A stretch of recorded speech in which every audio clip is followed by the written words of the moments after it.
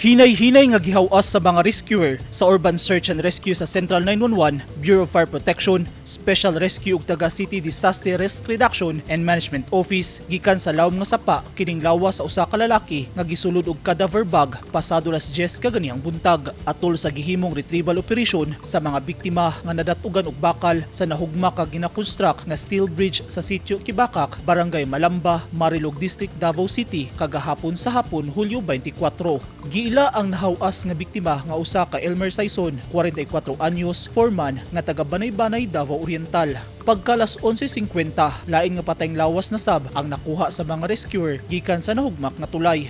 Giila ang biktima nga usa ka Chris Napaw, 44 anyos, usa ka mason nga taga Matina, Balusong, Davao City. Pasado alas 3 kagahapon sa hapon, dihang nahugmak kining steel bridge samtang nagtrabaho ang boom truck, sakay ang driver niini ug pipila ka mga construction worker nga mao'y naghanay sa plates nga bakal sa tunga nga portion sa tulay. Na-recover usab kaganihang sayo sa buntag ang patayng lawas sa usa ka Jimboy Liga, 28 anyos, boom truck operator nga taga Pagan, Grande ning syudad. Gila ang laing mga namatay nga sila Jay Bangunan, 22 anyos, ug Rolando Abing, 40 anyos nga residente sa Barangay Malamba, Marilog District ning syudad. Giila ang mga naangol nga sila Mel Gibero, 29 anyos nga taga Moncayo, Davao de Oro, ug Jonathan Dispo, 38 anyos nga taga Catalunan Grande ning syudad nga daling gipangdala sa ospital din usa niini ang gingong kritikal. Usa sa mga unang ni-rescue atol sa insidente si Junjun Abing nga sumala niya apil ang iyang uyuan sa mga biktima nga nahulog dihang nahugmak ang tulay. Dali siyang nilukso paingon sa sapa aron isalbar ang nahulog nga mga biktima.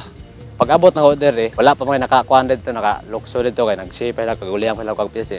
Pag dungog na kong uyuan, wala siya nakatunga. Una na kog layat dito sila dito, lukson na ko dito. Pag abot ng order dito, una ko nang dakop tong ulitaw nga taga Pagan. Kulon ako siya sa tanang bakal. Kay ginhawa pa man. Pag ingos mga kauban ng order nga si kuya nimo tapad na sila motong gisama ko sila lom. Abot na sila lom kay kuha man akong uyuan. Sana mo motong ipahigda mong butang das kuan gipasandig mo ng boom truck.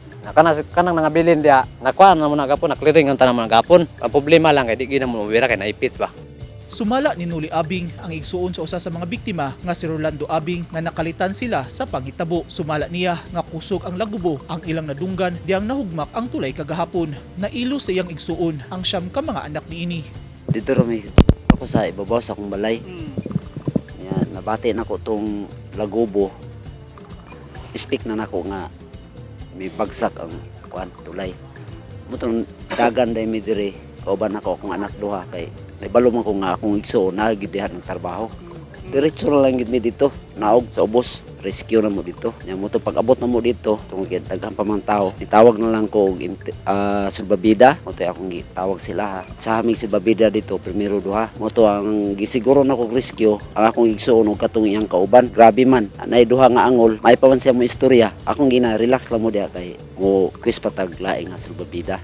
Gikumpirma ni Police Captain Roel Junella, ang Deputy Station Commander sa Marilog Police Station, nga 5 ang namatay samtang 2 ang naangol nga mga construction workers sa nahitabo kagahapon sa hapon sa dihang nahugmak ang gina-construct nga steel bridge sa lugar. At around 11:50 karong buntaga ang pinakalas na patay, bringing the death toll to 5 workers tanan-tanan.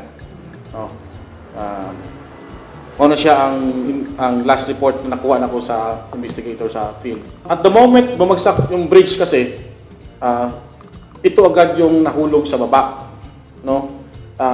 Ang nakuha una na hindi masyado nataganan ng mga structural steels kasi may steel doon saka mga panel na mga bakal. Yung una nakuha doon is 4. 2 diretso ang patay, tapos 2 yung injured, which dinala agad sa malapit hospital. And then 3 talaga ang naiwan doon hanggang the following morning.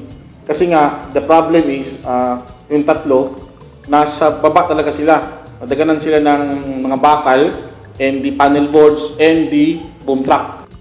Ang Buhos Sun Builders and Supply Corporation ang kontraktor sa tulay, diin ang City Engineers Office ang implementing agency niini. Ang proyekto gipunduhan og 64 million pesos. Giasikaso na sa mga pamilya ang patayng lawas sa mga biktima.